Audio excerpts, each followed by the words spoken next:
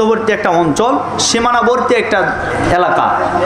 এখানে 5টি শহর, সবচাইতে বড় বড় শহর। এর ভিতরে বৃহৎ শহর, এর নাম হচ্ছে সাদুম শহর। আর এই 5টি শহর যেগুলি রয়েছে সেগুলি হচ্ছে সাদুম, আমুরা, দুমা, সাবা এবং সাওয়া। এই 5টি শহরকে একত্রিত কোরআনে কারিমের ভিতরে বলা হয় মুতাফেকা। অর্থাৎ সূরা নাজামের 53 নম্বর আয়াতে আল্লাহ রাব্বুল আলামিন বলেন অল মুতাফিকাতা আহওয়া। কোরআনে কারিমের ভিতরে সমষ্টিগতভাবে এই 5টি শহরকে একত্রিত করা হয়েছে। আর এই শহরগুলির, এই এলাকাগুলির মানুষগুলি জীবনযাত্রা এমন ছিল, তাদের অর্থ সম্পদের কোনো অভাব ছিল না, টাকা পয়সার কোনো অভাব ছিল না, এরপরে খাবারের কোনো অভাব ছিল না। আল্লাহ রাব্বুল আলামিন এত পরিমাণ তাদেরকে নিয়ামত দান করেছিলেন, এরপরেও এই অঞ্চলের মানুষগুলি আল্লাহর নাফরমানি করেছিল। সম্মানিত প্রিয় উপস্থিতি, আল্লাহর পয়গম্বর হযরতে লূত আলাইহিস সালাতু ওয়াস সালামকে যখন আল্লাহ নবুয়ত দান করলেন, নবুয়ত দান করার পরে তিনি দেখতে পেলেন তার এলাকার মানুষগুলি ভালোই দিন যাপন করছে, কিন্তু এই মানুষগুলি শিরিক, বিদাত এবং আল্লাহর সাথে সাংঘর্ষিক কিছু কর্মকাণ্ড তারা সংগঠিত করছেন। এই মানুষগুলির কাছে সর্বপ্রথম তিনি চলে গেলেন। যাওয়ার পরে তিনি তাওহীদের দাওয়াত দিলেন। খুব খেয়াল করে শুনবেন, অল্প সময়ের ভিতরে। কষ্ট হয় আপনাদের? একটু তাকবীর দিতে তো দেখি, লিল্লাহে তাকবীর। এই আওয়াজে হবে না, আরো আওয়াজ দেন, লিল্লাহে তাকবীর। সম্মানিত ভাইরা আমার, হযরত লূত আলাইহিস সালাতু ওয়াস সালাম দাওয়াত দেওয়া শুরু করলেন। আল্লাহ রাব্বুল আলামিন সেই কথাটা কোরআনে কারিমের ভিতরে সূরা শুআরার ভিতরে 162 থেকে 164 নম্বর আয়াতে কারিমা আল্লাহ রাব্বুল আলামিন বলেন, ইন্নী লাকুম রাসূলুন আমিন ফাত্তাকুল্লাহা ওয়া আতিউন ওয়া মা আসআলুকুম আলাইহি মিন আজরিন ইন আজরিয়া ইল্লা আলা রাব্বিল আলামিন। আল্লাহর পয়গম্বর হযরত লূত আলাইহিস সালাতু ওয়াস সালাম তার জাতির লোকদের সামনে যখন চলে গেলেন, যাওয়ার পরে বললেন, ইন্নী লাকুম রাসূলুন আমিন, আমি তোমাদের জন্য রাসূল হিসেবে আল্লাহ পাক আমাকে পাঠিয়েছেন। আমি নবী হয়ে তোমাদের কাছে আমি এসেছি। এখন তোমাদের দায়িত্ব হলো ফাত্তাকুল্লাহ। এক নাম্বার তোমাদের দায়িত্ব আর কর্তব্য হলো তোমরা আল্লাহকে ভয় করো। 2 নম্বরে ওয়া আতিউন, আল্লাহর আনুগত্য করো।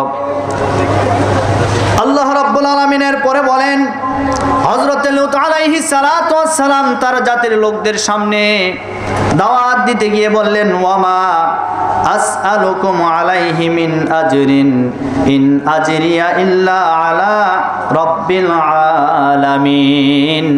আমি যে তোমাদেরকে দ্বীনের দাওয়াত দিলাম, আমি তোমাদের কাছে রাসূল হয়ে এসেছি, আমি যে তোমাদেরকে দাওয়াত দিচ্ছি এর বিনিময়ে আমি তোমাদের কাছে কিছুই চাই না। সকল চাওয়া একমাত্র আমার রবের কাছে থাকবে। সম্মানিত ভাইরা আমার, হযরত লূত আলাইহিস সালাতু ওয়াস সালাম যখন দ্বীনের দাওয়াত দিলেন, দ্বীনের দাওয়াত দেওয়ার পরে তার জাতির লোকেরা আল্লাহর একত্ববাদকে অস্বীকার করলেন। আল্লাহর গোলামি বাদ দিয়ে তারা শিরিক আর বিদাতের ভিতরে লিপ্ত হয়ে গেলেন।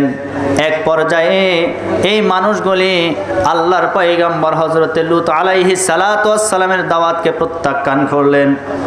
প্রত্যাখ্যান করার পরে এই মানুষগুলি হযরত লূত আলাইহিস সালাতু ওয়াস সালামকে জবাব দিয়ে বললেন, তুমি যে নবী বলে দাবি করছো, তুমি এই মুহূর্তে আমাদেরকে যে দাওয়াত দিচ্ছ এই দাওয়াতটা হয় তুমি বন্ধ করে ফেলো, না হলে কিন্তু আমরা তোমাকে ধরে এই রাজ্য থেকে বহিষ্কৃত করব, বের করে দিব। আল্লাহ রাব্বুল আলামিন সেই কথাটা কোরআনে কারিমের ভিতরে বলেন, লা ইল্লাম তানতাহি ইয়া লূত লাতাকুনান্না মিনাল মুখরাজিন ক্বালা ইন্নী লিআমালিকুম মিনাল قالين জোরে বলে আল্লাহু আকবার। তারা বললেন তোমার দাওয়াতকে বন্ধ করো, নইলে তোমাকে আমরা কি করব? বহিষ্কৃত করব। এই পৃথিবীতে যত নবী এবং পয়গাম্বর দিনের দাওয়াত দিয়েছেন তার জাতিদের সামনে, সকলে কিন্তু একই কথা বলেছেন, দাওয়াত বন্ধ করো, নইলে আমরা দেশ থেকে বের করে দিব। আজও আপনি সারা পৃথিবীর দিকে তাকায় দেখেন, যারা দিনের দাওয়াত দিতে গিয়েছে সে সময় নেতা এবং নেত্রীরা যে কথা বলেছিলেন, আজও সারা পৃথিবীতে আপনি তাকায় দেখেন, দিনের দাওয়াত দিতে গেলে ওই সমস্ত নেতা এবং নেত্রীরা একই কায়দায় কথা বলে। কি বলে? যে তোমাদের দাওয়াত বন্ধ করো, নইলে তোমাদের নামে মামলা দেওয়া হবে, জেলখানায় বন্দি করা হবে, নইলে দেশ থেকে ত্যাগ করে দেওয়া হবে। সেই সময়কার দাওয়াত আর এখনকার দাওয়াত মিল আছে না নাই? কথা বলেন না কেন, আছে না নাই? আমার ভাইয়েরা, হযরত লূত আলাইহিস সালাতু ওয়াস সালাম যখন তার জাতির সামনে দাওয়াত পেশ করলেন, দাওয়াতকে প্রত্যাখ্যান করলেন, আর জাতির লোকেরা বললেন তুমি যদি তোমার দাওয়াতকে বন্ধ না করো, আমরা কিন্তু তোমাকে বহিষ্কৃত করে ফেলবো, আর না হয় এই দেশ থেকে তোমাকে কিন্তু একেবারে ত্যাগ করা হবে, দেশান্তরে তোমাকে পাঠিয়ে দেওয়া হবে। এই কথাটা বলার পরে আল্লাহর পয়গম্বর লূত আলাইহিস সালাতু ওয়াস সালাম এরপরেও কি দিনের দাওয়াত বন্ধ করেছেন? আরো জোরে বলেন, বন্ধ করেছেন? বন্ধ করেন নাই। তার কারণ হলো এই দাওয়াত কোনো ব্যক্তি স্বার্থে নয়, এই দাওয়াতের নির্দেশনা দিয়েছেন কে? আওয়াজ দিয়ে বলেন কে? আমার নবীজির উপরে দিনের দাওয়াত এসেছেন, আল্লাহ রাব্বুল আলামিন নির্দেশনা দিয়েছেন, ওগো আমার পয়গম্বর, ইয়া আইয়ুহার রাসূল বাল্লিগ মা উনজিলা ইলাইকা মির রাব্বিক। হে আমার রাসূল, আপনি তাবলীগ করুন, আপনি প্রচার করুন। আপনি কি প্রচার করবেন? আমার পক্ষ থেকে আপনার উপরে যে কিতাবটা আমি আল্লাহ নাজিল করলাম, এই কিতাবটা আপনি প্রচার করুন, তাবলীগ করুন। তাহলে নবীজির উপরে যে কিতাবটি নাজিল হয়েছে, আওয়াজ দিয়ে বলেন সেই কিতাবটির নাম কি?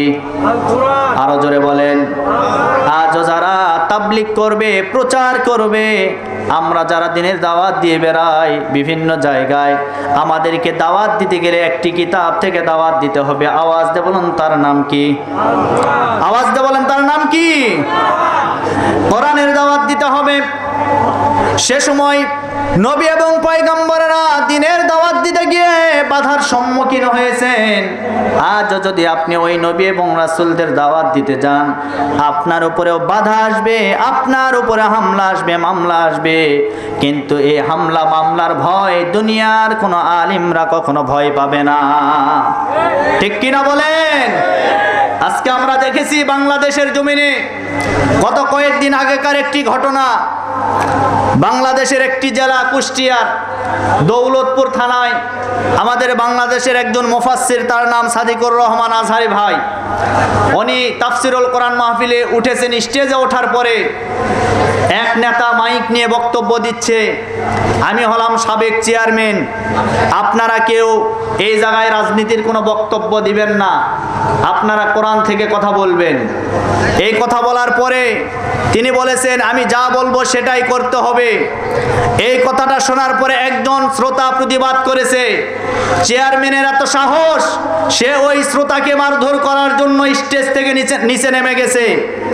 আমরা বাংলাদেশ বর্তমান সরকার মহোদয়কে আমরা বলতে চাই, এতদিন পর্যন্ত তাফসির কোরআন মাহফিলে যত বাধা হয়েছে আমরা কিন্তু কিছু বলি নাই। এখন থেকে তাফসিরুল কোরআন মাহফিলে বাধা হলে ওই সমস্ত নাস্তিকবাদীদের বিরুদ্ধে আমাদের আন্দোলন চলবে। কথা বলেন ঠিক কিনা? এখন আমাদের সোচ্চার হতে হবে, সাবধান হতে হবে। আগামীর দিনে কোনো তাফসির মাহফিলে যদি কোনো নেতা, কোনো নেত্রী, কোনো আতিপাতি নেতা যদি বাধা দিতে আসে, ওই নেতাকে স্টেজে সাইজ করে বাড়িতে পাঠিয়ে দিতে হবে। কারা কারা রাজি? দু হাত তোলা, আল্লাহকে দেখায়। লিল্লাহে তাকবীর। কোরআনের মাহফিলে বাধা দেয়, ওর জন্ম ভালো? কথা বলেন না কেন? আল্লাহর কোরআনের ভাষা অতুল্লিম বাদা যালিকা জানিম। যারা তাফসিরুল কোরআন মাহফিলে বাধা দেয় এরা কোনোদিন বৈধ বাবার বৈধ সন্তান নয়, এরা প্রত্যেকটা অবৈধ বাবার অবৈধ জারজ সন্তান। কথা বলেন, কথা বলেন। সুতরাং আপনি খোঁজ নিয়ে দেখেন, আপনার জন্ম হয়তো বৈধ, কিন্তু তাফসির মাহফিলে বাধা দেওয়ার কারণে আপনার জন্ম অবৈধ হয়ে গেছে। আমরা বলতে চাই, এটা ওলিয়া উলিয়ার দেশ, এটা পীর মাশাইখদের দেশ, এটা 90% মুসলমানদের দেশ। এই দেশের ভিতরে 90% মুসলমান বসবাস করে, আর এই দেশের ভিতরে কোরআনের মাহফিলে বাধা দিবে এত সহজ না। কথা বলেন, কথা বলেন। সুতরাং সামনে যদি বাধা আসে সেখানে প্রতিবাদ গড়ে তুলতে হবে। রাজি আছি আমরা? আমরা রাজি আছি তো ইনশাআল্লাহ? আল্লাহ কবুল করুন। সকলে পড়ছে আল্লাহুম্মা আমিন। দেখেন, খুব চমৎকার একটি মেসেজ আপনাদেরকে দিতে চাই। আল্লাহর পয়গম্বর লূত আলাইহিস সালাতু ওয়াস সালাম জাতির লোকদের সামনে দিনের দাওয়াত দিলেন, আর পক্ষান্তরে ওই দেশের রাজা বাদশাহ বড় বড় নেতারা হুমকি ধামকি দিলেন, তোমার দাওয়াত বন্ধ করো, নইলে আমাদের এই রাজ্য থেকে তোমাকে বহিষ্কৃত করা হবে, এই দেশ থেকে তোমাকে ত্যাগ করা হবে। এই হুমকি ধামকি আজও আমাদের দেশে আসে না নাই? কথা বলেন না কেন, আসে না নাই? আমার ভাইয়েরা, আরেকটু সামনের দিকে এগিয়ে যাই। আল্লাহর পয়গম্বর হযরত লূত আলাইহিস সালাতু ওয়াস সালাম তার জাতির লোকেরা 3টি বড় বড় পাপ করেছিল। জোরে বলেন, কয়টি? আরো জোরে। আল্লাহ রাব্বুল আলামিন সেই কথাটা কোরআনে কারীমের ভিতরে সুন্দর করে জানাই দিয়েছেন। ওয়ালুতন ইয ক্বালা লিকওমিহি ইন্নাকুম লাতাতুনাল ফাহিশাতা মা সাবাকাকুম বিহা মিন আহাদিম মিনাল আলামিন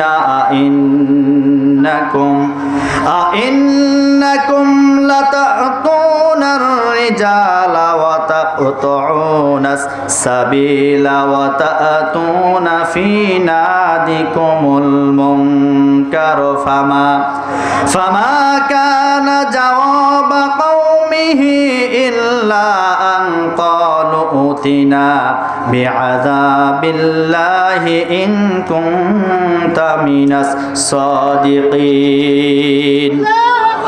আল্লাহ রাব্বুল আলামিন বলেন, সুন্দর করে জানাই দিয়েছেন, লূত আলাইহিস সালাতু ওয়াস সালামের যারা উম্মত ছিলেন, যারা জাতি ছিলেন, তারা 3টা বড় বড় পাপ করেছিলেন। এর ভিতরে একটা পাপের নাম হলো তারা সমকামিতায় লিপ্ত ছিল। এখন সমকামিতা কাকে বলা হয়? পুরুষে পুরুষে যৌনাচার করা, পুরুষে পুরুষে মিলন করা, এইটার নাম হচ্ছে সমকামিতা, যেটা হযরতে লূত আলাইহিস সালাতু ওয়াস সালামের উম্মতরা করেছিল। হযরতে লূত আলাইহিস সালাতু ওয়াস সালামের কওমের লোকেরা করেছিল, তারা সমকামিতায় লিপ্ত ছিল। 2 নাম্বার তাদের অপকর্ম ছিল তারা রাস্তায় ডাকাতি করত। 3 নম্বরে তাদের অপকর্ম ছিল যখন কোনো সভা সমাবেশ তৈরি করা হতো সেই জায়গায় তারা প্রকাশ্যে জিনায় লিপ্ত হতো। পুরুষে পুরুষে তারা মিলামেশা করত, একে অপরকে চুম্বন করত, একে অপরকে জড়িয়ে ধরত। এই 3টা বড় বড় পাপ তারা করেছিল।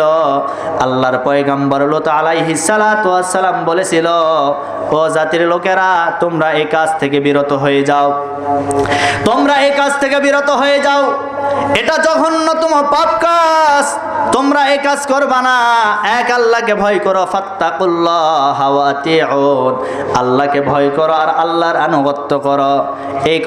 এই কথাটা বলার পরে সর্বশেষ বলেছিলেন, তোমরা যদি এই পাপ কাজ না ছাড়ো আল্লাহর পক্ষ থেকে তোমাদের উপর গজব নেমে আসবে। দেখেন, লূত আলাইহিস সালাতু ওয়াস সালামের কওমের লোকেরা এত দাম্ভিকতা, এত অহংকারিতা ছিল।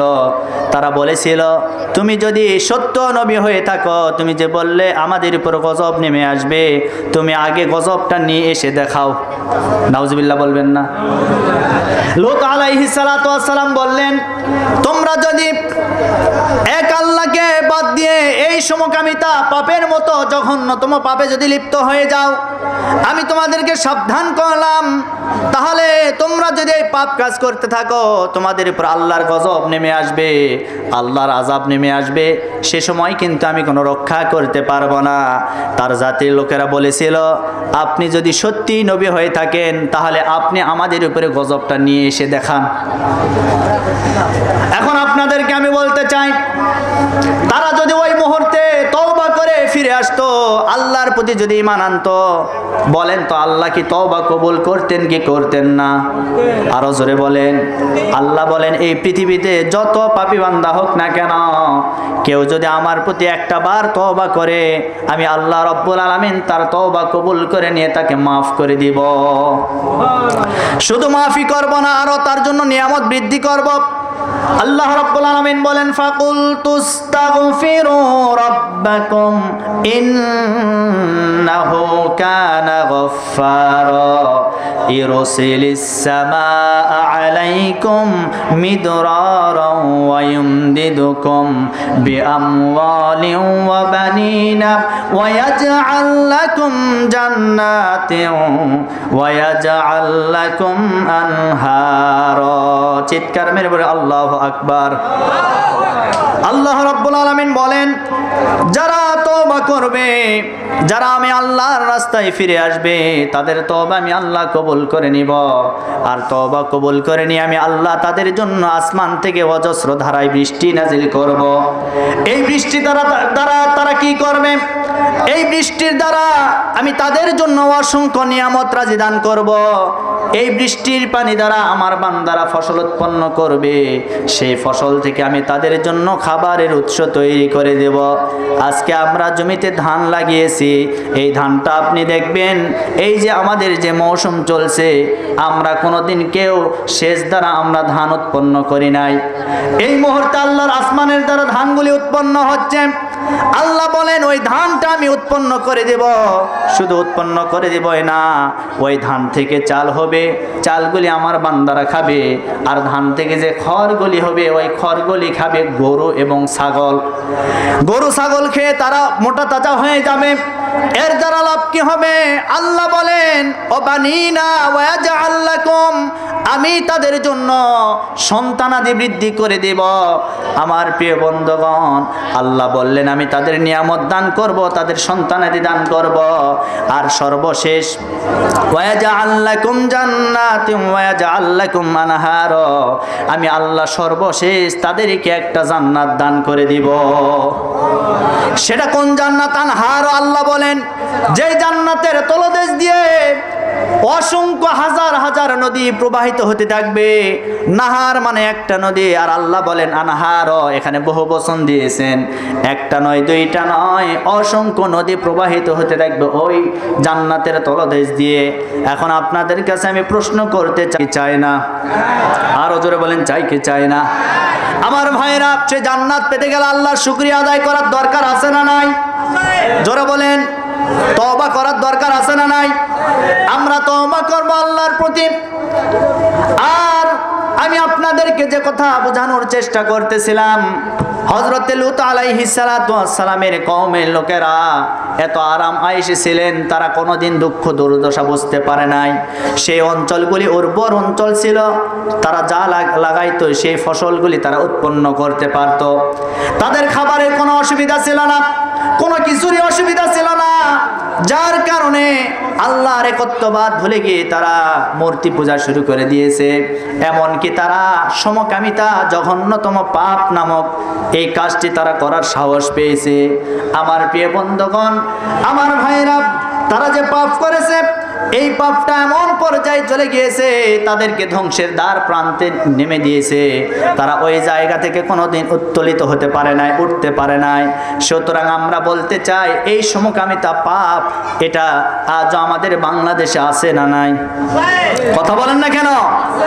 এখন বলবেন, হুজুর আমরা তো পাচ্ছি না। এবার শোনেন, গত 15টি বছরে বাংলাদেশের যুব সমাজকে ধ্বংস করার জন্য ছাত্র ছাত্রীদের ধ্বংস করার জন্য ওই নাস্তিক্যবাদীরা বাংলাদেশের শিক্ষা ব্যবস্থার ভিতরে হাত দিয়েছে। এই যে গত কয়েকদিন আগে বাংলাদেশে একটা আন্দোলন হয়ে গেছে, আমাদের মাঝ থেকে যে স্বৈরা শাসক বিদায় নিয়েছে তার পূর্বে বাংলাদেশের শিক্ষা ব্যবস্থায় তারা নাস্তিক্যবাদীদের বসিয়ে দিয়ে মাদ্রাসার শিক্ষা ব্যবস্থার ভিতরেও তারা সমকামিতা ঢুকাইয়া দিয়েছিল। তারা সমকামিতা ঢুকাইয়া দিয়া ছেলে নাকি মনে মনে ভেবে ভেবে মেয়ে হয়ে যায়, মানে ওই মনে মনে ভাববে আমি এখন ছেলে না, আমি এখন মেয়ে। এই সমকামিতাকে যারা প্রমোট করেছিল, আমরা তো বলতে চাই ফেরাউন রাষ্ট্র ক্ষমতায় টিকানোর জন্য সর্বপ্রথম যে জায়গায় হাত দিয়েছিল সেই জায়গাটার নাম ছিল শিক্ষা ব্যবস্থা। কথা বলেন না কেন? ফেরাউন কিন্তু ওই শিক্ষা ব্যবস্থায় হাত দেওয়ার কারণে ধ্বংস হয়ে গেছে। আমরা মনে করি ওই ফেরাউনের উত্তরসূরিরা বাংলাদেশে শিক্ষা ব্যবস্থায় হাত দেওয়ার কারণে বাংলাদেশ থেকে তারা পালিয়ে গেছে। কথা বলেন, কথা বলেন। সুতরাং আমরা বলতে চাই শিক্ষা ব্যবস্থায় যারা এখন বসে আছে, যারা দায়িত্ব নিয়েছে, শিক্ষা ব্যবস্থা সংস্কার করে আবারও আমার ভাই বোনদের পড়াশোনার সুন্দর একটি ইসলামী কারিকুলাম ব্যবস্থা তৈরি করে দিতে হবে। কথা বলেন, কথা বলেন। তার কারণ লূত আলাইহিস সালাতু ওয়াস সালামের এই সমকামিতা আজকে বইয়ের ভিতরে ঢুকে দিয়ে ছাত্র ছাত্রীদেরকে সমকামিতার শিক্ষা দেওয়া হচ্ছে। মনে মনে ভাবে যে আমি এখন ছেলে আছি, কিছুক্ষণ পরে মেয়ে হয়ে গেলাম। এটা কি কখনো সম্ভব? ছেলে এটা বানান কে? জোরে বলেন, বানান কে? মেয়ে বানান কে? এটা আল্লাহ পাকের তৈরি। আমরা যদি মনে করি যে আমরা মনে করেন আমরা মনে মনে ছেলে থেকে মেয়ে হয়ে গেলাম, এটা বললেই কি শেষ হয়ে যায়? একটা ছেলে যখন মনে মনে ভাববে, একটা কলেজ পড়ুয়া ছেলে যখন মনে মনে ভাববে আমি এখন ছেলে আছি, একটু পরে মেয়ে হয়ে গেলাম, এখন এ মেয়ে হওয়ার পরে এই ছেলেটা যখন ভার্সিটিতে যাবে তার মহিলা হোস্টেলের দরকার। এখন মহিলা হোস্টেলে যদি ওই ছেলেটাকে রাখা হয়, বলেন তো হোস্টেলটা পাক থাকবে না নাপাক হবে? কথা বলেন না কেন? সুতরাং এই শিক্ষা ব্যবস্থা আমরা চাই না যে শিক্ষা ব্যবস্থা আমার যুবক ভাইদেরকে ধ্বংসের দ্বার প্রান্তে নিয়ে যায়। কথা বলেন না কেন? সম্মানিত ভাইরা আমার, তাহলে এক নাম্বার তাদের পাপ ছিল সমকামিতার পাপ। ছেলে ছেলে যৌন মিলামেশা করা, এটা ছিল লূত আলাইহিস সালাতু ওয়াস সালামের জাতিদের স্বভাব, তার উম্মতের স্বভাব ছিল। আল্লাহর পয়গাম্বর লূত নবী বলেছিল তোমরা এখান থেকে ফিরে আসো, কিন্তু তারা ফিরে আসে নাই, বরং আল্লাহর পয়গাম্বর লূত নবীকে তারা হুমকি ধামকি দিয়েছিল। আল্লাহ রাব্বুল আলামিন বলেন আখরিজুহুম মিন ক্বরিয়াতিকুম ইন্নাহুম উনাসুন ইয়াতাতাহহারুন। আল্লাহর পয়গাম্বর লূত আলাইহিস সালাতু ওয়াস সালামকে বলা হয়েছিল তোমাকে কিন্তু বের করে দেওয়া হবে, আর না হলে তোমাকে কিন্তু এই জায়গা থেকে বহিষ্কৃত করা হবে। এমনকি আমার ভাইয়েরা অনেক হুমকি ধামকি দেওয়া হয়েছিল, এরপরেও লূত আলাইহিস সালাতু ওয়াস সালাম দ্বীনের দাওয়াতকে বন্ধ করেছেন। জোরে বলেন, বন্ধ করেছেন? বন্ধ করেন নাই। আমার প্রিয় বন্ধুগণ, এই তিনটা পাপ করার কারণে লূত আলাইহিস সালাতু ওয়াস সালামের জাতির উপরে আল্লাহর পক্ষ থেকে গজব চলে আসলো।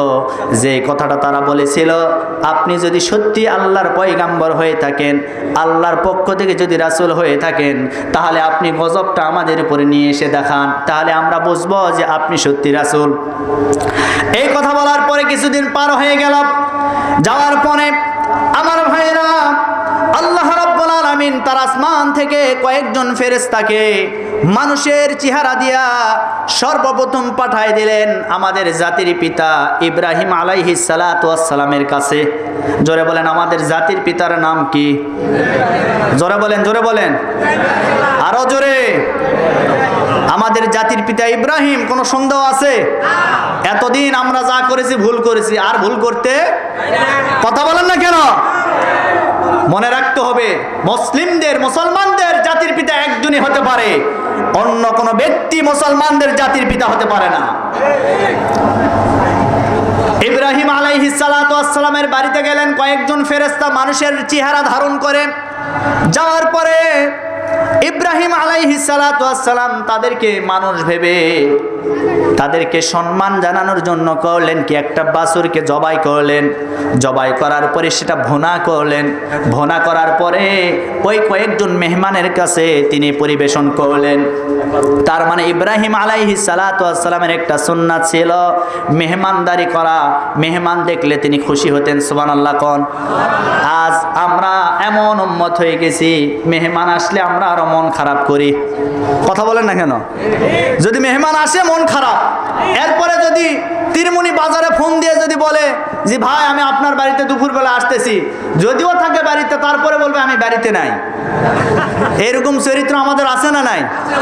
এজন্য মেহমানদারি করবেন। আমার নবীজি মেহমানদেরকে খুব ভালোবাসতেন, তিনি মেহমানদারিতে মানে পছন্দ করতেন। নবীজি বলেন যে এই বাড়িতে মেহমান আসে সেই বাড়িতে আল্লাহর রহমত আর বরকত আর বৃদ্ধি পায়। এজন্য মেহমানদারি করাবেন তো ইনশাল্লাহ? মেহমানদারি করাবেন। আমার ভাইরা, ইব্রাহিম আলাইহিস সালাতু ওয়াস সালাম এই লোকদেরকে সম্মান জানানোর জন্য, মেহমানদারি করানোর জন্য একটা বাছুর জবাই করলেন। জবাই করার পরে সেগুলি ভুনা করলেন। ভুনা করার পরে এই খাবারগুলি এই ফেরেশতাদের সামনে হাজির করলেন। করার পরে ফেরেশতারা দেখে খাবার সামনে চলে এসেছে।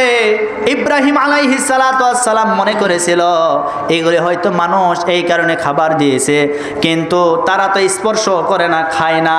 তার কারণ হলো ফেরেশতারা কোনোদিন খায় না। কথা বলেন না কেন? ফেরেশতারা কি খায়? তারা তো ফেরেশতা, আল্লাহর ফেরেশতা, তারা খায় না। এজন্য তারা করলেন কি, আমার ভাইরা, না খেয়ে আল্লাহর পয়গাম্বর ইব্রাহিম আলাইহিস সালাতু ওয়াস সালামকে ডাক দিয়ে বললেন, ও আল্লাহর পয়গাম্বর, আমরা তো খেতে পারবো না। তার কারণ হলো আপনি মনে করেছেন আমরা সাধারণ মানুষ। আমরা তো সাধারণ মানুষ না, আমরা আল্লাহর পক্ষ থেকে এসেছি, আমরা আল্লাহর ফেরেশতা, আমরা তো কোনোদিন খাই না। তবে আপনার কাছে আমরা কয়েকটা সংবাদ নিয়ে এসেছি। আল্লাহ রাব্বুল আলামিন সেই কথাটা জানাই দিয়েছেন। কি জানাই দিয়েছেন দেখেন, ফালাম্মা রাআ আইদিয়াহুম লা তাসিলু ইলাইহি নাকিরাহুম ওয়া আওজাসা মিনহুম খিফাতান ক্বালু লা তাখাফ ইন্না উরসিলনা ইলা কওমি লূত। আল্লাহ পাক বললেন, ফেরেশতারা জবাব দিচ্ছেন, দেখেন আমরা ফেরেশতা, আমরা খাই না, আমরা আপনার কাছে কিছু সংবাদ নিয়ে এসেছি। এক নম্বর সংবাদ হলো আমরা কওমে লূত জাতিকে ধ্বংস করতে চাই। কি করতে চাই? আমরা ধ্বংস করতে চাই। এরপরে ইব্রাহিম আলাইহিস সালাতু ওয়াস সালাম এই কথা শোনার পরে বললেন যে আপনারা এসেছেন কওমে লূত, অর্থাৎ লূত আলাইহিস সালাতু ওয়াস সালামের কওমকে, জাতিকে ধ্বংস করার জন্য এসেছেন, কিন্তু সেখানে তো আমার ভাতিজা লূত অবস্থান করছে, তার কি হবে? ফেরেশতারা তখন জবাব দিলেন, তাকে হেফাজত করার দায়িত্ব আল্লাহ নিজে নিয়েছেন। আল্লাহই তাকে হেফাজত করবে, আপনার কোনো চিন্তা নাই। তার কারণ কোনো বান্দা যদি আল্লাহর হয়ে যায় তার কোনো চিন্তা আছে? আল্লাহ হেফাজত করবে। এ কথা বলার পরে এই কথাগুলি ফেরেশতা আর ইব্রাহিম আলাইহিস সালাতু ওয়াস সালামের এই কথোপকথন, ইব্রাহিম আলাইহিস সালাতু ওয়াস সালামের একজন স্ত্রী, তার নাম ছিল সারা, তিনি পাশ থেকে কথাগুলি শুনতেছিল। শোনার পরে তিনি একটু মুচকি হাসলেন। হাসার পরে ফেরেশতারা আবার বললেন, আল্লাহর পয়গম্বর ইব্রাহিম, শুধু তাই নয়, আমরা আপনার জন্য একটা সুসংবাদ নিয়ে এসেছি। বলে কি? বলে এই সুসংবাদ হলো আপনাকে আল্লাহ রাব্বুল আলামিন একটা সন্তান দান করবেন। সুবহানাল্লাহ কোন। সেই সন্তানের নাম হবে ইসহাক।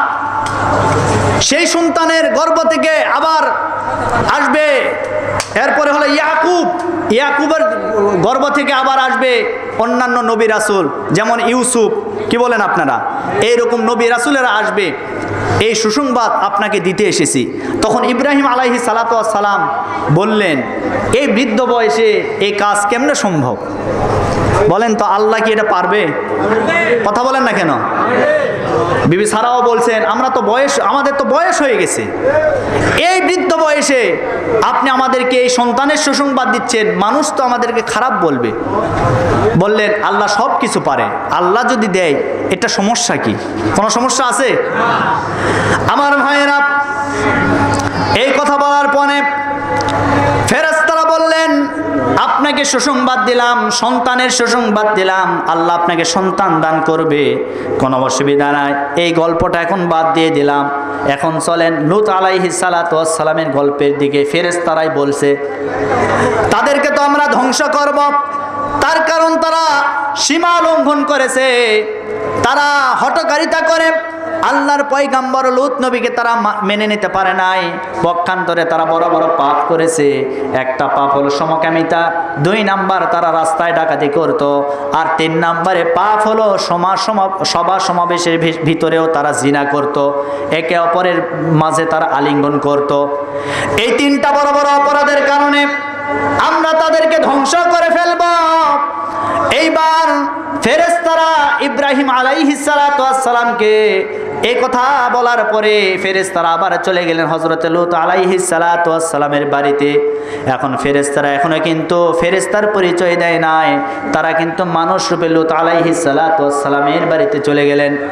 যাওয়ার পরে হযরত লূত আলাইহিস সালাতু ওয়াস সালাম এই ফেরেশতাদেরকে মানুষ হিসেবে দেখার পরে তিনিও তাদেরকে আপ্যায়ন করার জন্য তাদের সামনে খাবার দিয়েছে, অনেকগুলো খাবার দিয়েছিল।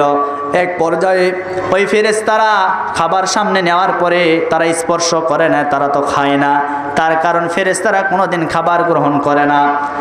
এই দৃশ্যটা দেখার পরে লূত আলাইহিস সালাতু ওয়াস সালাম তাদেরকে খাবার দেওয়ার পরে তিনি পাশে গিয়ে চিন্তা করলেন, হায় হায়, এত সুদর্শন যুবক আমার বাড়িতে এসেছে, আমার লোকেরা, আমার জাতির লোকেরা যদি জানতে পারে তারা তো এই লোকদের উপরেও হায়নার মতো আক্রমণ শুরু করে দিবে। এক পর্যায়ে তিনি গোপন রাখলেন, কথাগুলি গোপন রাখলেন, কিন্তু তার ঘরের ভিতরে তিনি একজন পয়গম্বর হওয়ার পরেও, তিনি একজন নবী হওয়ার পরেও তার যে স্ত্রী ছিল ও কিন্তু একজন কাফেরা ছিল, তিনি কিন্তু মুসলিম ছিল না। নবীর স্ত্রী তিনিও কিন্তু কাফের ছিলেন। শুধু কাফের নয়, কাফেরদের সঙ্গে তিনি তলে তলে বিভিন্নভাবে আদান প্রদান করতেন। এই কথাটা তার হযরত লূত আলাইহিস সালাতু ওয়াস সালামের স্ত্রী করলেন কি, ওই যুবকদেরকে তাদের কান পর্যন্ত পৌঁছায় দিল, এ যুবকেরা তোমরা কি জানো নাকি আমাদের বাড়িতে কয়েকটা যুবক এসেছে, সুদর্শন যুবক, তাদের চেহারা অত্যন্ত সুন্দর, তোমরা দেখলে তাদের প্রেমে তোমরা পড়ে যাবা, মুগ্ধ হয়ে যাবা। এই কথা বলার পরে ওই যুবকরা এবার হযরত লূত আলাইহিস সালাতু ওয়াস সালামের বাড়িতে রওনা করলেন। বাড়ির দিকে যখন আসতেছিল এমন সময় লূত আলাইহিস সালাতু ওয়াস সালাম তাদেরকে আটকায় দিলেন। দেওয়ার পরে বললেন, দেখো তোমরা এতদিন যা করেছো আমার বাড়ি পর্যন্ত তোমরা আসিও না, আমার বাড়ি পর্যন্ত তোমরা আসিও না। তার কারণ হলো আমার বাড়িতে কন্যা সন্তান আছে, তোমরা এই কাজ করলে আমি কিন্তু লোক লজ্জায় আমি তোমাদের সামনে দাঁড়াতেও পারবো না। আমি তোমাদের কাছে অনুরোধ করি, আমি তোমাদের কাছে মিনতি করি। এই কথাটা বলার পরে হযরত লূত আলাইহিস সালাতু ওয়াস সালাম অনেক অনুরোধ করলেন, কিন্তু তারা কোনো অনুরোধ শুনলেন না, তারা কোনো কথা শুনলেন না। এক পর্যায়ে তারা দরজা ভেঙে লূত আলাইহিস সালাতু ওয়াস সালামের একেবারে বাড়ির ভিতরে ঢুকলেন। ঢোকার পরে দেখলেন সুদর্শন যুবক। এখন যুবকদেরকে যখন আক্রমণ করতে যাবে এমন মুহূর্তে ওই ফেরেশতারা সাথে সাথে লূত আলাইহিস সালাতু ওয়াস সালামকে জবাব দিয়ে বললেন, ওগো আল্লাহর পয়গম্বর লূত, আপনি মনে করেছেন আমরা মনে হয় যুবক, আমরা মনে হয় মানুষ? না, আমরা কিন্তু মানুষ না, আমরা আল্লাহর ফেরেশতা, আমরা আল্লাহর পক্ষ থেকে এসেছি আপনার কাছে সুসংবাদ দেওয়ার জন্য। এখন আপনার জাতিদেরকে, আপনার জাতির লোকদেরকে আল্লাহ হেদায়েত দেওয়ার জন্য আমাদেরকে মানুষ রূপে আপনার বাড়িতে পাঠিয়ে দিয়েছিল। আল্লাহ জানাতে চেয়েছে যদি তারা ভালো হয়ে যায় কোনো অসুবিধা নাই, কিন্তু তারা তো ভালো হবে না, আমরা বুঝতে পারছি। অতএব আপনি গভীর রজনীতে যখন রাত্রি গভীর হয়ে যাবে, আপনি আপনার স্ত্রী ছাড়া আপনার সন্তানাদি যারা আছে, আপনার সাথে সঙ্গে যারা আছে, তাদেরকে নিয়ে আপনি হিজরত করে এই রাজ্য ছেড়ে চলে যাবেন। আপনি এই রাজ্য ছেড়ে চলে যাবেন। তার কারণ হলো সকাল হওয়ার পূর্ব মুহূর্তে আপনার এই পুরা শহর, পুরা অঞ্চলটা আল্লাহ পাক রব্বুল আলামিনের নির্দেশনা অনুযায়ী আমরা ধ্বংস করে ফেলব, আমরা তাদেরকে দুনিয়া থেকে চিরবিদায় করে দেব। এই কথা বলার পরে আমার ভাইয়েরা, জিবরিল আমিন ফেরেশতা যখন আসমান থেকে নেমে আসলেন, আসার পরে একটা পাখা যখন ওই ফেরেশতাদের উপরে দিয়ে দিলেন, ফেরেশতারা একেবারে নিঃশেষ হয়ে গেল, উধাও হয়ে গেল। এইদিকে হযরত লূত আলাইহিস সালাতু ওয়াস সালাম তার দুইটা কন্যাকে সাথে করে নিয়ে, আরও যারা সাথী সঙ্গে যারা ঈমান এনেছিল তাদেরকে নিয়ে, শুধুমাত্র ইল্লা মুরাতাহু কানাত মিনাল গাবিরিন, তার স্ত্রীকে বাদ দিয়ে লূত আলাইহিস সালাতু ওয়াস সালাম হিজরত করতে তার রাজ্য ছেড়ে চলে গেলেন, তার রাজ্য ছেড়ে চলে গেলেন। আমার ভাইরা, এখানে আপনাদেরকে একটা শিক্ষা দিতে চাই। সেই শিক্ষাটা হলো, আমি আপনাদের কাছে বলতে চাই, এই পৃথিবীতে আল্লাহ যত এবং নবী রাসূল পাঠিয়েছেন, কোন নবী এবং রাসূলের স্ত্রী কিন্তু খারাপ ছিল না এবং তারা কোনোদিন জিনাও করে নাই। এরপরে লূত আলাইহিস সালাতু ওয়াস সালামের স্ত্রীকে আল্লাহ ধ্বংস হতে বললেন কেন? কারণ আছে না নাই? জোরে বলেন, আছে না নাই? হযরত লূত আলাইহিস সালাতু ওয়াস সালামের স্ত্রী একজন কাফেরা হওয়ার কারণে সে তলে তলে ওই কাফেরদের সাথে যাতায়াত করত। সে কোনোদিন অন্যায় করে নাই, পাপও করে নাই। তারপরেও আল্লাহ পাক রব্বুল আলামিন তাকে ধ্বংস হওয়ার কথা বললেন। এখান থেকে আমাদের শিক্ষা হলো, এই পৃথিবীতে যারা অন্যায় করবে, যারা পাপ করবে, আর যারা পাপকে সাপোর্ট করবে, তারা সমান অপরাধী। কথা বলেন। লূত আলাইহিস সালাতু ওয়াস সালামের স্ত্রী, তিনি কিন্তু জিনা করে নাই, পাপ করে নাই। এরপরেও আল্লাহ ধ্বংস হতে কেন বললেন? কারণ তলে তলে জিনাকারীদেরকে তিনি সাপোর্ট করতেন। কথা বলেন না কেন? সুতরাং আজও যারা অন্যায় করে আর অন্যায়কে যারা সাপোর্ট করে, এরাও কিন্তু লূত আলাইহিস সালাতু ওয়াস সালামের স্ত্রীর মতো ধ্বংস হবে। আমরা বলতে চাই, আজকে স্বাধীনতার প্রায় 53 বছর পার হয়ে গেল। এই দেশের ভিতরে অনেকে শাসন করেছে। আমরা শেখ মুজিবের শাসন দেখেছি, এরপর আমরা জিয়ার শাসন দেখেছি, আমরা খালেদা জিয়ার শাসন দেখেছি, আমরা হাসিনার শাসন দেখেছি। সকলের শাসন দেখা শেষ। আমরা বলতে চাই, এতদিন পর্যন্ত বাংলাদেশ থেকে কেউ জিনা দূর করতে পারে নাই, অন্যায় দূর করতে পারে নাই, এরপরে রাস্তায় ডাকাতি দূর করতে পারে নাই, এরপরে আমার প্রিয় বন্ধুগণ বাংলাদেশ থেকে বেনামাজি দূর করতে পারে নাই। সুতরাং আমরা বলতে চাই, তারা কোনোদিন পারবে না যদি কোরআন কায়েম না হয়। কোরআনকে কায়েম করার মাধ্যমে এই দেশ থেকে অন্যায় দূর করা সম্ভব, এই দেশ থেকে বেনামাজিদেরকে দূর করা সম্ভব, এই দেশ থেকে জিনা দূর করা সম্ভব। যতক্ষণ পর্যন্ত কোরআন কায়েম না হবে, ততক্ষণ পর্যন্ত এই সমাজ থেকে কোনো অন্যায় দূর করা সম্ভব নয়। এই জন্য আজকে আমাদেরকে শপথ নিতে হবে। শুধুমাত্র আপনাদেরকে ঘটনা বললাম, আপনারা শুনলেন, খুশি হয়ে বাড়িতে বাগবাগম পায়রার মতো চলে গেলেন, লাভ হবে না। আপনাকে শিক্ষা নিতে হবে, আপনি কোন দলে থাকবেন। আপনি হয়তো নামাজ পড়েন, আপনি হজ করে এসেছেন, কিন্তু আপনি অন্যায় করেন না, তলে তলে অন্যায়কারীদেরকে সাপোর্ট করেন। ওই নামাজ, ওই হজ আদায় করার পরে আপনাকে জাহান্নামে যাওয়া লাগবে। সুতরাং আমার স্পষ্ট কথা, এতদিন পর্যন্ত যারা অন্যায় করেছে, যারা অন্যায়কে সাপোর্ট করেছে, এই মুহূর্তে তারা সমান অপরাধী। এখনো সময় আছে, তওবা করেন, ফিরে আসেন, আল্লাহর দলে ফিরে আসেন। আমরা দেখতে চাই আগামীর বাংলাদেশে আমরা এমন শাসকদেরকে দেখতে চাই যারা এই কোরআনকে সংসদ ভবন পর্যন্ত নিয়ে যেতে পারবে। আমরা সেই সমস্ত শাসকদেরকে দেখতে চাই। সংসদ ভবনের পার্লামেন্টে কোরআন সংবিধান হবে। বাংলাদেশের প্রধানমন্ত্রী এমন হওয়া চাই যিনি শুধুমাত্র সংসদ ভবনের সংসদ পরিচালনা করবে না, যিনি বাইতুল মুকাররমের জাতীয় মসজিদের খতিবের দায়িত্ব পালন করবে। এমন শাসককে আমরা চাই। কারা কারা চাই? দু হাত তুলে আল্লাহকে দেখায়। আল্লাহ কবুল করুন। আরো জোরে বলি। সম্মানিত ভাইরা আমার, কষ্ট পাচ্ছেন? রাগ করছেন? এগুলি তো ওয়াজ। হক কথা বলতে হবে। আপনি অন্যায়কে দূর করতে পারছেন না, তাহলে এই ওয়াজ দেওয়ার কোনো দাম নাই। আমরা বলি বাংলাদেশে ওয়াজ মাহফিল বেড়ে গেছে, এত ওয়াজের দরকার নাই। কোরআনটা যদি একবার কায়েম হয়ে যায়, সমাজ থেকে অন্যায় এমনিতেই দূর হয়ে যাবে, সমাজ থেকে জিনা এমনিতেই দূর হয়ে যাবে।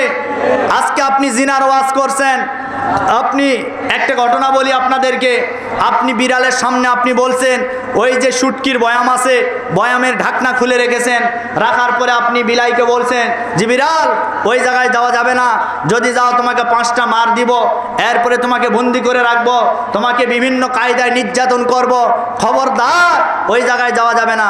বলেন তো বিড়াল কি এই ওয়াজ শুনবে? কথা বলেন না কেন? বিড়াল এই ওয়াজ শুনবে না। তার মানে বিড়ালকে ওয়াজ করার আগে আমাদেরকে কি করতে হবে? ওই শুটকির বয়ামের ঢাকনাটা বন্ধ করে দিতে হবে। এই ঢাকনার নাম হচ্ছে আমার ভাইরা সংসদ ভবন। আজকে বাংলাদেশে যত অন্যায়, যত অবিচার, যত আইন পাস হয় সব সংসদ ভবন থেকে হয়। আজকে যদি আমরা এই 300টা এমপিকে আল্লাহওয়ালা কোরআনওয়ালা যদি বানাতে পারি, আমার মনে হয় ওই জায়গা থেকে সকল অন্যায় দুর্নীতি বন্ধ হয়ে যাবে। আমরা কি চাই? আল্লাহ কবুল করুন। আরো জোরে বলে আল্লাহুম্মা আমিন। এতদিন পর্যন্ত সুযোগ হয় নাই, সামনে সুবর্ণ সুযোগ এসেছে। এই সময়ে যদি আপনারা ইসলামী আন্দোলনের কাজ করতে না পারেন, বোঝা গেল আপনি মুসলিম নয়, আপনি মুনাফিক। কথা বলেন না কেন? সুতরাং আমরা বলতে চাই যে আমরা মুমিন হয়ে মারা যাব না মুনাফিক হয়ে মারা যাব? কথা বলেন না কেন? এই দেশের ভিতরে আমরা দেখেছি এমন কিছু মুনাফিক আছে, দাড়ি, এরপরে দাড়ি, মুখ, মাথায় টুপি, মুখে দাড়ি, লম্বা লম্বা জুব্বা, সব ঠিক আছে। আবার এই সমস্ত মুনাফিকরা দেখবেন অনেককে জান্নাতের টিকিট পর্যন্ত দিয়ে দেয়। আছে না নাই? বাপরে বাপ, জান্নাতের টিকিট দিয়ে গেল। আজকে সেই হুজুর কোথায়, সেই মাওলানা কোথায়? জাতি দেখতে চায়। তারা তো আজকে আসবে না, কারণ তাদের সব শেষ হয়ে গেছে। কথা বলেন না কেন? আজকে বাইতুল মোকাররম জাতীয় মসজিদ, এই মসজিদের খতিবকে পর্যন্ত খুঁজে পাওয়া যাচ্ছিল না। কিছুদিন পরে একটা মসজিদের খতিব, একটা মসজিদের ইমাম সাহেব কেমনে এতদিন পর্যন্ত নামাজ পড়িয়েছে, সেই জায়গায় সন্ত্রাসী বাহিনীদেরকে নিয়ে সেই মসজিদের মেম্বার পর্যন্ত দখল করার চেষ্টা করেছিল। আমরা বলতে চাই, এতদিন যা করেছেন আমরা মুখ বন্ধ করে সহ্য করেছি, আর আমরা কোন মসজিদের হুজুরদেরকে আমরা কমিটির গোলাম হতে দিব না। কথা বলেন না কেন? মসজিদের মেম্বার থেকে কোরআন হাদিসের হক কথাগুলি বলতে হবে। আমরা বলতে চাই, আজকে বাংলাদেশের জাতীয় মসজিদের খতিবকে এখনো নিয়োগ দেওয়া হয় নাই। এখন এই নিয়োগ কারা পাবে? আমরা বলতে চাই, দীর্ঘ 15টি বছর যারা জুলুম আর নির্যাতনের শিকার হয়েছিল তাদেরকে বাইতুল মোকাররম মসজিদের দায়িত্ব দেওয়া হোক। কি কথা বলেন না কেন? এর ভিতরে হতে পারে মুফতি আমির হামজা, আল্লামা মামুনুল হক, এরপরে মিজানুর রহমান আজহারি সহ যত কারা নির্যাতিত আলেম আছে তাদেরকে এই বাইতুল মোকাররম মসজিদের দায়িত্ব দেওয়া হোক। কথা বলেন ঠিক কিনা? কারা কারা একমত? দুহাত তুলে আল্লাহকে দেখান। লিল্লাহে তাকবীর, লিল্লাহে তাকবীর। আল কোরআনের আলো, আল হাদিসের আলো, আমার নেতা তোমার নেতা, লিল্লাহে তাকবীর। আমার প্রিয় বন্ধুগণ, আলোচনা কি শেষ করে দিব? আর 10 মিনিট চলবে তো ইনশাল্লাহ। আল্লাহ কবুল করুন, সকলে বলছে আল্লাহুম্মা আমিন। তাহলে আমার সর্বশেষ যে বিষয়, অন্যায়কে কখনো সাপোর্ট করা যাবে না। নবীজি বলেন অন্যায়কে সাপোর্ট করা যাবে না, বরং অন্যায় দেখলে 3টি কায়দায় সেখানে প্রতিহত করতে হবে। 1 নম্বরে যদি হাত থাকে, হাত দ্বারা প্রতিহত করতে হবে। নবীজি এই হাত দ্বারা ক্ষমতার হাতকে বুঝিয়েছেন। আজকে যাদের হাতে ক্ষমতা আছে, মনে করেন আপনাদের করিমপুর গ্রামের ভিতরে এক জায়গায়, কোনো জায়গায় আপনার জুয়া খেলা হচ্ছে, সেই জায়গায় যদি আমার মতো হুজুর দিয়ে বাধা দেয়, বলেন তো পিঠের চামড়া থাকবে না উঠে যাবে? কথা বলেন না কেন? আর সে জায়গায় যদি আমাদের কালাই থানার সম্মানিত ওসি মহোদয় এসে যদি ওই জায়গায় লাঠিচার্জ করে, এমনকি ওই জুয়ার আসরটাকে ভণ্ড করে দেয়, বলেন তো তিনি পারবে কি পারবে না? জোরে বলেন। এটাই হলো তার ক্ষমতা। নবীজি বলেন কোন অন্যায় কাজ দেখলে সর্বপ্রথম ক্ষমতার হাত দ্বারা প্রতিহত করো। এইটার হাত মানে এটা ক্ষমতার হাত, পাওয়ারের হাত। এরপরে নবীজি বলেন সেটা যদি না পারো, তোমার কি করো? মুখের দ্বারা, বক্তৃতার দ্বারা সেটাকে প্রতিহত করো। সেটাও যদি না পারো, তোমার অন্তর দ্বারা সেই কাজটাকে ঘৃণা করে চলে আসো। এইটাও যদি না পারো, বুঝতে হবে তোমার ভিতরে ঈমান নাই, তুমি বেঈমান। নবীজির কথা, নবীজির হাদিস, সহিহ হাদিস এইটা। সুতরাং আজকে কিছু মানুষ আছে অন্যায় দেখার পরেও চোখ বন্ধ করে থাকে, এরপরে অন্যায় দেখার পরেও শোনার পরেও তারা না শোনার ভান করে থাকে। আল্লাহ বলেন এই সমস্ত মানুষগুলি হচ্ছে উলাইকা কাল আনআম, আল্লাহ বলেন এরা চতুষ্পদ জানোয়ার। এরপরে বলেছেন বালহুম আদল, বরং তার চাইতেও নিকৃষ্ট। কার কথা? কার কথা? সুতরাং অন্যায় কাজ দেখে বসে থাকা যাবে, তার কারণ বিপদ যখন আসবে তখন দাড়ি টুপি হুজুর কিন্তু দেখবে না, সবাইকে কিন্তু নিয়ে যাবে। বনি ইসরায়েলের জামানায়, মূসা নবীর জামানায় একটা ঘটনা, আল্লাহর এক বুজুর্গ বান্দা শুধুমাত্র আল্লাহর ইবাদত বন্দিগি করতেছিল। এমন সময় আল্লাহ পাক রব্বুল আলামিন ওই এলাকার ওই জাতির লোকদেরকে ধ্বংস হওয়ার কথা বলেছিলেন। কেন? কারণ তারা পাপাচারে লিপ্ত ছিল, ভালো ভালো কথা বলার মতো তাদের কাছে কেউ ছিল না। এক পর্যায়ে আল্লাহ নির্দেশনা দিলেন তাদেরকে ধ্বংস করে দাও। এই ধ্বংস করার কথা যখন বললেন, ফেরেশতারা আসলেন, আসার পরে দেখলেন আল্লাহর এক ওলি বান্দা বসে বসে হু জিকির করছে। তখন আল্লাহর কাছে গিয়ে বললেন, আল্লাহ আপনি বলেছেন কেউ আপনার ইবাদত বন্দিকে করার মতো কেউ নাই, কিন্তু আপনার এক বান্দা আছে যে শুধুমাত্র জিকির আজগার করছে, নামাজ কালাম পড়ছে, আমরা তো কিভাবে তাদেরকে ধ্বংস করতে পারি? আল্লাহ বললেন যে জিকির করছে ওকে আগে ধ্বংস করো। কি করো? ওকে আগে ধ্বংস করো। আল্লাহ কেন বললেন? কারণ আপনি শুধুমাত্র নামাজ পড়লে হবে না, আপনি জিকির আজগার করলে হবে না, আপনার স্ত্রী, আপনার সন্তান, আপনার প্রতিবেশী তাদেরকেও নামাজে বানাতে হবে। আশেপাশের লোকজন তারা অন্যায় করছে, পাপ করছে, আর আপনি শুধুমাত্র মসজিদে তাসবিহ নিয়ে থাকবেন, এটার নাম ইসলাম নয়, বরং তাদের কাছেও কালেমার দাওয়াত, ইসলামের দাওয়াত পৌঁছায় দিতে হবে। আল্লাহু আকবার। আমরা করবো তো ইনশাল্লাহ। আল্লাহ যেন কবুল করেন। আরো জোরে বলি। সম্মানিত প্রিয় উপস্থিতি, আমি আপনাদেরকে যে কথা বোঝানোর চেষ্টা করতেছিলাম যে হযরত লূত আলাইহিস সালাতু ওয়াস সালামের স্ত্রী সহকারে এই পৃথিবী থেকে তাদেরকে দুনিয়া থেকে বিদায় করে দিলেন। দেওয়ার পরে এখন যে শহরটাকে তারা ধ্বংস করে দিলেন, এই শহরটাকে ফেরেশতারা এসে নিচে ধরে একবারে উপরে উঠায়া উল্টায় দিয়েছেন। কোন জায়গা? সেটা হচ্ছে সাদম শহর।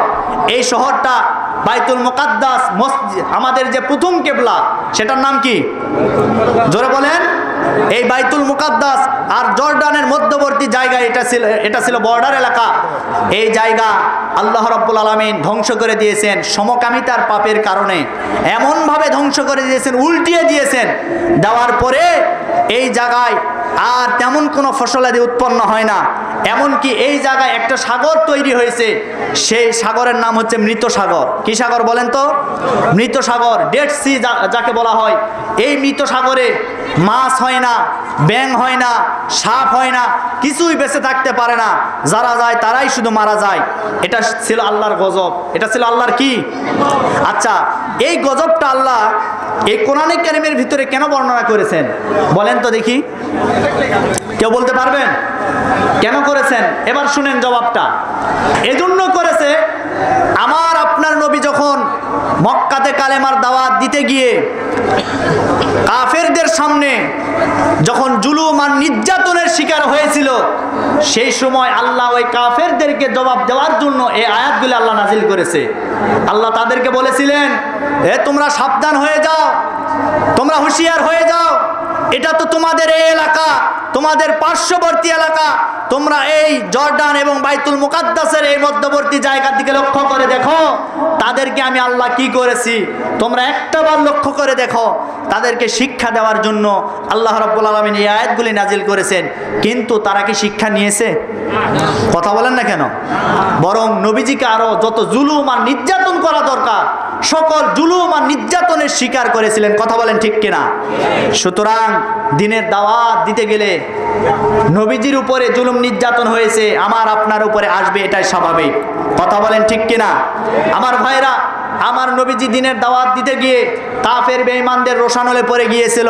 এক পর্যায়ে কাফের বেঈমানেরা আমার নবীজিকে বহু পরিকল্পনা করেছে মারার জন্য, কিন্তু মারতে পেরেছে? কথা বলেন না কেন? এমন একটা দিনের ঘটনা এবার খুব খেয়াল করে শুনবেন। আমার নবীজিকে বিচার করবে আন্তর্জাতিক অপরাধ ট্রাইব্যুনালে। কোথায় করবে? কথা বলেন না কেন? কোথায় করবে ভাই? অপরাধ ট্রাইব্যুনালে। গঠন করেছে কে? আবু জেহেল। সে সময়কার মক্কার প্রধানমন্ত্রী ছিলেন আবু জেহেল। এই আবু জেহেল আন্তর্জাতিক অপরাধ ট্রাইব্যুনাল গঠন করেছেন। আজও আমার বাংলাদেশের ভিতরে যারা আন্তর্জাতিক অপরাধ ট্রাইব্যুনাল গঠন করে আলিমদেরকে ফাঁসির কাস্টে ঝুলিয়েছে, নিঃসন্দেহে আমরা বুঝে নেব এর আবু জেহেলের উত্তরসূরি। আমার প্রিয় বন্ধুগণ, আন্তর্জাতিক অপরাধ ট্রাইব্যুনাল গঠন করার পরে তিনি বিচারককে নিয়োগ দিলেন। সিরিয়া থেকে বিচারক নিয়ে আসলেন। তার নাম ছিল হাবিব বিন মালিক। জোরে বলেন, নাম কি? আরো জোরে বলেন। হাবিব বিন মালিককে যখন নিয়োগ দেওয়া হলো, তাকে বলা হলো, বাদশা মহোদয়, আমাদের দেশের ভিতরে একজন রাষ্ট্রদ্রোহী ব্যক্তি আছে, একজন পাগল ব্যক্তি আছে, একজন উশৃঙ্খল ব্যক্তি আছে। এই ব্যক্তিটার বিচার করা হবে আন্তর্জাতিক অপরাধ ট্রাইব্যুনালের ভিতরে।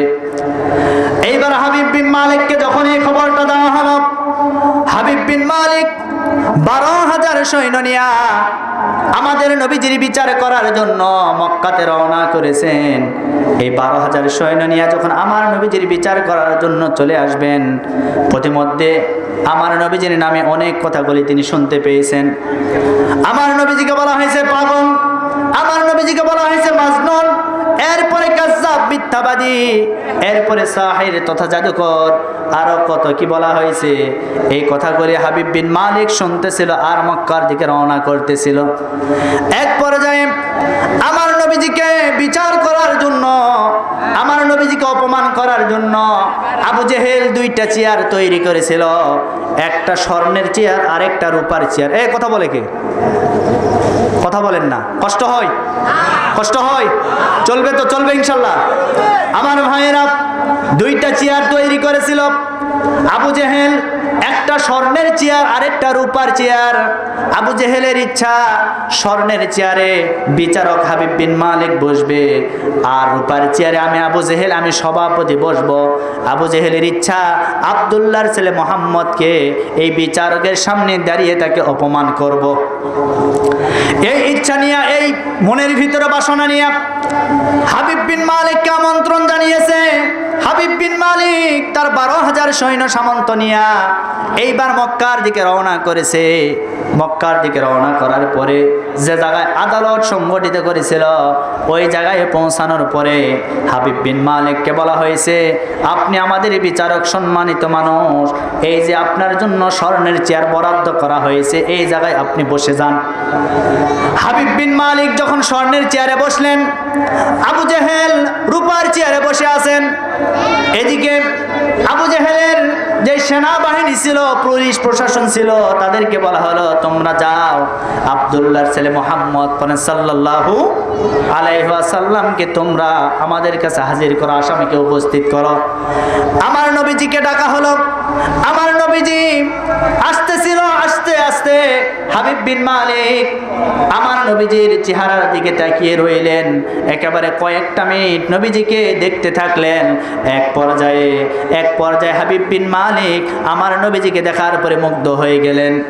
মুগ্ধ হয়ে যাওয়ার পরে নবীজি যখন তাদের কাছে চলে আসলেন, আসার সাথে সাথে বিচারক হাবিব বিন মালিক তার স্বর্ণের চেয়ার থেকে আমার নবীজিকে দেখার পরে সাথে সাথে তিনি দাঁড়িয়ে গেলেন। আল্লাহু আকবার। দাঁড়ানোর পরে হাবিব বিন মালিক ডাক দিয়ে বলেন, আপনি কি সেই মোহাম্মদ? বলেন সাল্লাল্লাহু আলাইহি ওয়াসাল্লাম, আপনি কি সেই মোহাম্মদ? বলে হ্যাঁ, আমি সেই মোহাম্মদ। আপনি তাহলে মুসলমানদের নবী? বলে হ্যাঁ, আমি সেই মুসলমানদের নবী। আপনার চেহারা এত সুন্দর, আপনাকে দেখার পরে আমি তো মনে করেছি আপনার মতো ভালো মানুষ এই মক্কার জমিনে আর মনে হয় পাওয়া যাবে না। সুবহানাল্লাহ কোন। হাবিব বিন মালিক এই কথা বলার পরে আবু জেহেল এখন বিচারকের দিকে তাকিয়ে আছে। কে বিচার করতে নিয়ে আসলাম, এ তো দেখি তার পাগল হয়ে গেছে। এরপরে হাবিব বিন মালিক দেখার পরে বললেন, আপনার চেহারা সুন্দর, আপনার মাথার চুলগুলি সুন্দর, আপনার চোখ 2টি ডানা ডানা, আপনার চেহারা, আপনার আপনার গঠন গাঠন সব কিছু আমার মুগ্ধ করেছে, কিন্তু আপনার নামে যত অপবাদ আমি শুনেছি, আপনি বলে পাগল, আপনি বলে মিথ্যুক, আপনার নামে যা শুনেছি, কিন্তু আপনাকে দেখার পরে আমার এটা মনে হয় নাই। সুতরাং এত সুন্দর মানুষ, অবশ্যই মনে হয় আপনি মনে হয় আল্লাহর নবী হতে পারেন। সুবহানাল্লাহ কোন। অতএব আপনি যেহেতু এত সম্মানিত মানুষ, এত সুন্দর মানুষ, আপনাকে আমি এই স্বর্ণের চেয়ারটা এই মুহূর্তে দান করে দিলাম। আল্লাহু আকবার বলবেন না? এইবার আমার নবীজিকে স্বর্ণের চেয়ারে বসে দিলেন। দেওয়ার পরে বিচারক দাঁড়িয়ে আছে। আবু জেহেল এখন দেখতে পেলেন যে বিচারক যদি দাঁড়িয়ে থাকে আমার মান সম্মান নষ্ট হয়ে যাচ্ছে। এইবার বিচারককে রূপার চেয়ারে আস্তে করে বসায় দিলেন। আল্লাহ বললেন, ও আবু জেহেল, তুই আমার বন্ধুকে অপমান করতে চেয়েছিলিস, আজকে দেখ আমি আল্লাহ তোকে অপমান করলাম দাঁড়িয়ে থেকে। আল্লাহু আকবার। এবার আমার নবীজি স্বর্ণের চেয়ারে বসলেন, আর বিচারক রূপার চেয়ারে বসলেন। বসার পরে বিচার শুরু হয়ে গেল। এইবার ডাক দিয়ে বলেন, আপনাকে দেখার পরে আমার মনে হয়েছে আপনি হবেন আল্লাহর নবী। তবে এই মুহূর্তে আমি আপনাকে কয়েকটা প্রশ্ন করতে চাই।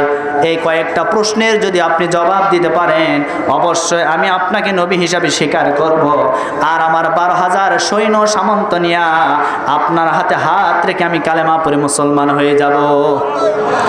এর ভিতরে এক নাম্বার প্রশ্ন হলো, আপনি যদি নবী হয়ে থাকেন, আমি তো জানি যারা আল্লাহর নবী হয়, যারা আল্লাহর পয়গম্বর হয়, তাদের কাছে মুজিজা থাকে। আপনি যদি সত্যি নবী হয়ে থাকেন, আপনার কাছেও মুজিজা আছে। আচ্ছা বলেন তো, আমার নবীজির মুজিজা আছে না নাই? আরো জোরে বলেন, আছে না নাই? নবীজির মুজিজা হচ্ছে আল কোরআন। পুরো কোরআনটাই আমার নবীজির মুজিজা ছিল। আমার ভাইরা, হাবিব বিন মালিক এবার ডাক দিয়ে বলেন, আপনি যদি সত্যি আল্লাহর নবী হয়ে থাকেন, আমার এক নাম্বার প্রশ্নের আপনি জবাব দিবেন আর কাজটা করে দেখাবেন। আপনি যদি নবী হয়ে থাকেন, এই মুহূর্তে আসমানের যে চাঁদ দেখা যায়, এই চাঁদটাকে আপনাকে দ্বিখণ্ডিত করে দিতে হবে। এই চাঁদকে কি করতে হবে? জোরে বলেন, দ্বিখণ্ডিত করে দিতে হবে। কারণ যারা নবী পয়গম্বর, যারা রাসূল, এদের কাছে মুজিজা থাকে। আপনার এই মুজিজা আমি দেখতে চাই। আবু জেহেল মুস্কি মুস্কি হাসে, কাম একখান হয়ে গেছে। মুহাম্মদ এতদিন পর্যন্ত বহু ভেলকিবাজি দেখিয়েছো, বহু জাদু দেখিয়েছো, জমিনে জাদু খাটে, আসমানে জাদু খাটবে না, এখন দেখাও, ঠেলা সামলাও। এখন আবু জেহেল তো খুব খুশি। কি বলেন আপনারা?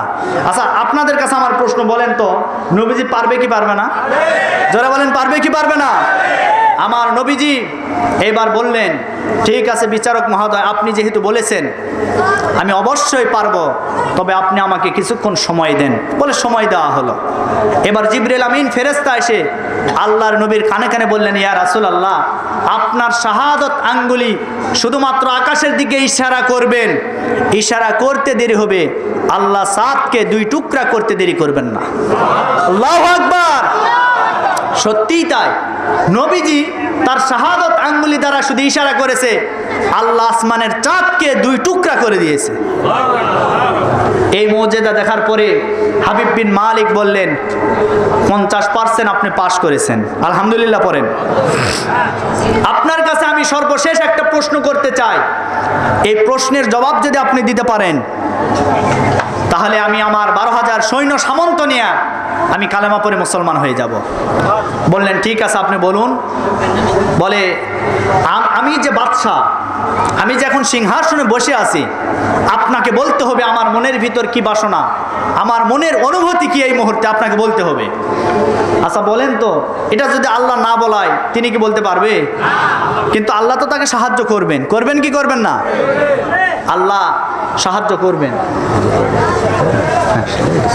হ্যাঁ, ইনশাল্লাহ, ঠিক আছে। কষ্ট হয়। প্রধান বক্তা আসা পর্যন্ত আর কিছুক্ষণ চলুক, নাকি বলেন আপনারা? দেখি একটু তাকবীর দেন, লিল্লাহি তাকবীর। আমার ভাইয়েরা, এইবার হাবিব বিন মালিক ডাকটা বললেন,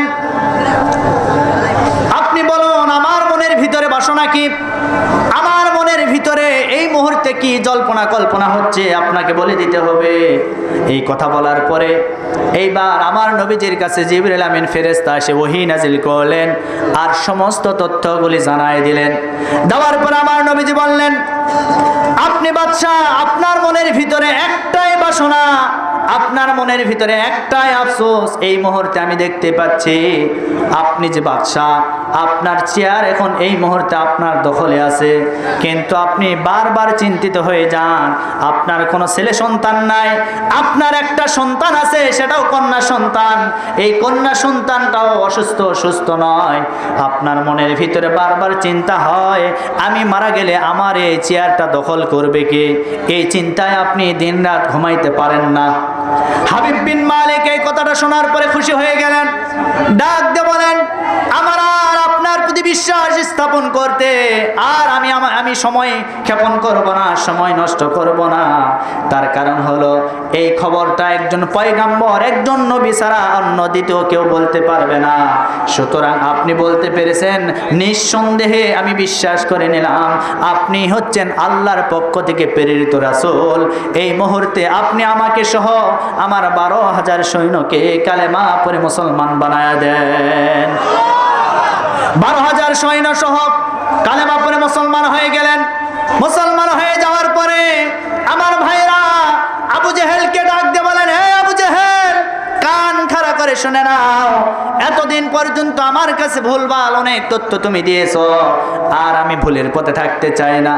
আজকে আমি এই মক্কাতে আমাদের নবীকে রেখে গেলাম, আজকের পর থেকে যদি এই নবীজির উপরে কোনো